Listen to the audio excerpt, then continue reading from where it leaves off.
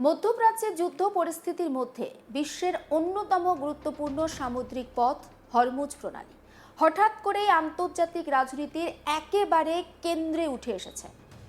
America এবং Israel হামলার পর ইরান যখন এই গুরুত্বপূর্ণ জলপথ কার্যত বন্ধ করে দেয়, তখন বিশ্বের বহু দেশ উদ্বেগ প্রকাশ করে বা উদ্বিগ্ন হয়ে পড়ে।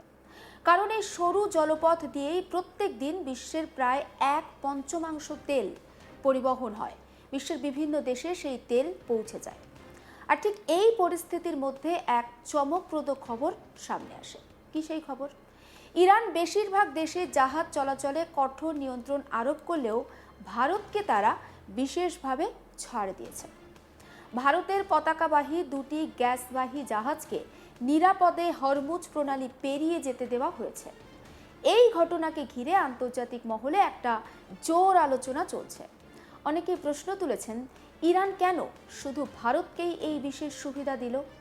এর পিছনে কি কোনো তাহলে গোপন কূটনৈতিক সমঝোতা রয়েছে? এই প্রশ্নেরই ব্যাখ্যা দিয়েছেন ভারতের বিদেশমন্ত্রী এস জয়শঙ্কর।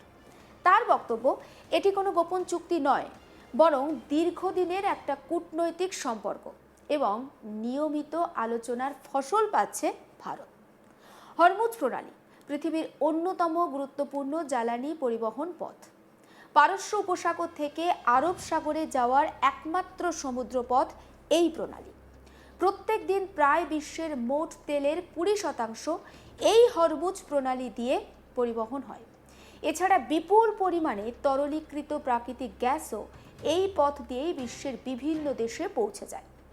এই কারণে এই প্রণালীতে সামান্য উত্তেজনা আন্তর্জাতিক বাজারে একটা বড় প্রভাব ফেলতে পারে। মধ্যপ্রাচ্যে যুদ্ধ শুরু হওয়ার পর ইরান এই প্রণালীতে কঠোরভাবে নজরদারি শুরু করে এবং অনেক ক্ষেত্রেই তারা জাহাজ চলাচল সীমিত করে দেয়। আর এর ফলে তেলের দাম দ্রুত বাড়তে থাকে এবং বিশ্বজুড়ে জ্বালানি নিরাপত্তা নিয়ে একটা উদ্বেগ দেখা দেয়। আর ঠিক এই পরিস্থিতির মধ্যেই শনিবার একটি গুরুত্বপূর্ণ ঘটনা ঘটে। ভারতের পতাকাবাহী দুটি গ্যাসবাহী জাহাজ, একটি হচ্ছে শিবালিক, অন্যটি হচ্ছে নন্দা দেবী, তারা নিরাপদে হরমুজ প্রণালী পার হয়ে ভারতের দিকে রওনা দেয়। আর এই দুটি জাহাজে প্রায় 92,712 মেট্রিক টন এলপিজি বহন করা হচ্ছিল। যুদ্ধ পরিস্থিতির মধ্যে এই নিরাপদ যাত্রা আন্তর্জাতিক মহলে বিশেষভাবে গুরুত্ব পেয়েছে।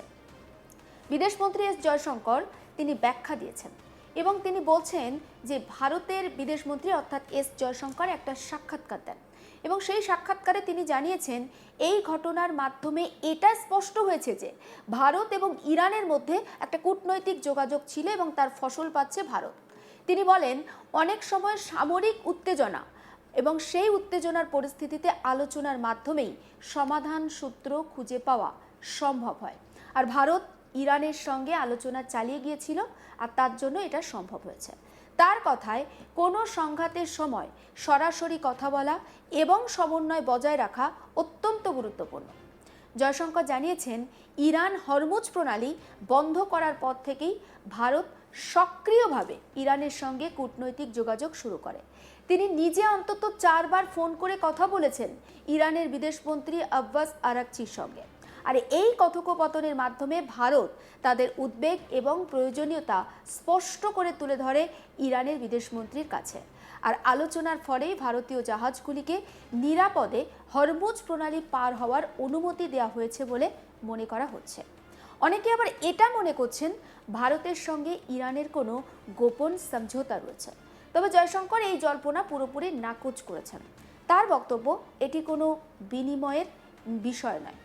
ভারত এবং ইরানের মধ্যে দীর্ঘদিনের একটা বন্ধুত্বপূর্ণ সম্পর্ক রয়েছে। সেই সম্পর্কের ভিত্তিতেই এই সিদ্ধান্ত নেওয়া হয়েছে। তিনি আরও বলছেন, এই সংঘাতকে ভারত দুর্ভাগ্যজনক হিসাবে দেখে এবং সবসময় শান্তিপূর্ণ সমাধানের পক্ষে রয়েছে ভারত। ওই রিপোর্ট অনুযায়ী শুধু ভারত নয়, চীন এবং রাশিয়াও কিছু ক্ষেত্রে ইরানের কাছ থেকে বিশেষ অনুমতি পেয়েছে। তবে প্রত্যেক দেশের ক্ষেত্রে পরিস্থিতিটা আলাদা। জয়শঙ্কর বলেছেন, প্রত্যেকটি দেশের সঙ্গে ইরানের সম্পর্ক আলাদা এবং সেই সম্পর্কের ভিত্তিতেই সিদ্ধান্ত নেওয়া হয়। সাক্ষাৎকারে ভারতের বিদেশমন্ত্রী অর্থাৎ এস জয়শঙ্করকে প্রশ্ন করা হয়েছিল, ইউরোপের দেশগুলো কি ভারতের মতো কোনো ব্যবস্থা করতে পারে? তিনি বলেন, প্রত্যেক দেশের কূটনৈতিক সম্পর্ক আলাদা, তবে ভারত চাইলে নিজের অভিজ্ঞতা অন্য দেশগুলোর সঙ্গে ভাগ করে নিতে পারে। হরমুজ প্রণালী এত গুরুত্বপূর্ণ হওয়ার পিছনে অনেক বড় কারণ রয়েছে। প্রথম কারণ কি? পারস্য উপসাগরের বেশিরভাগ তেল উৎপাদক দেশ এই পথের ওপর নির্ভরশীল, যেমন সৌদি আরব, কুয়েত, ইরাক, কাতার। এইসব দেশে তেল রপ্তানির একটা বড় অংশ এই পথ দিয়ে হয়। দ্বিতীয় কারণ কি? এই পথের বিকল্প খুব সীমিত। যদি এই প্রণালী দীর্ঘ সময় বন্ধ থাকে, তাহলে বিশ্বজুড়ে তেলের সরবরাহে একটা বড় সমস্যা তৈরি হতে পারে, ব্যাঘাত ঘটতে পারে। ইরান যখন হরমুজ প্রণালীতে নিয়ন্ত্রণ কড়া করে, তখন আন্তর্জাতিক বাজারে তেলের দাম দ্রুত বাড়তে শুরু করে। এটা আপনিও লক্ষ্য করেছেন। বহু ক্ষেত্রে তেলের দাম প্রতি ব্যারেল $100 ওপরে চলে যায়। আর ঠিক এই পরিস্থিতিতে বিশ্ব অর্থনীতির জন্য একটা উদ্বেগ তৈরি হয়। ভারত বিশ্বের অন্যতম বড় জ্বালানি আমদানিকারক দেশ। বিশেষ করে এলপিজি এবং এলএনজি আমদানির ক্ষেত্রে ভারতের নিরাপত্তা অনেকটাই বিদেশের ওপর নির্ভরশীল। ভারত বিশ্বের চতুর্থ বৃহত্তম এলএনজি আমদানিকারক দেশ। দ্বিতীয় বৃহত্তম এলপিজি ক্রেতা হচ্ছে ভারত। এই জ্বালানির বড় অংশই মধ্যপ্রাচ্যের দেশগুলো থেকে আসে এবং সেই জ্বালানি পরিবহনের প্রধান পথ হচ্ছে এই হরমুজ প্রণালী। যুদ্ধ পরিস্থিতির কারণে এই প্রণালীতে জাহাজ চলাচল ব্যাহত হওয়ায় জ্বালানির সরবরাহে চাপ বাড়তে শুরু করে। ভারতের বিভিন্ন শিল্পক্ষেত্র ইতিমধ্যেই এর প্রভাব অনুভব করছে, বিশেষ করে রেস্তোরাঁ ব্যবসা এবং সিরামিক শিল্প। গ্যাস নির্ভর কারখানা ক্ষেত্র থেকে এলপিজি ঘাটতির অভিযোগও সামনে এসেছে এবং গ্যাসের কি হাহাকার দেশ জুড়ে, সেটা আপনিও টের পাচ্ছেন।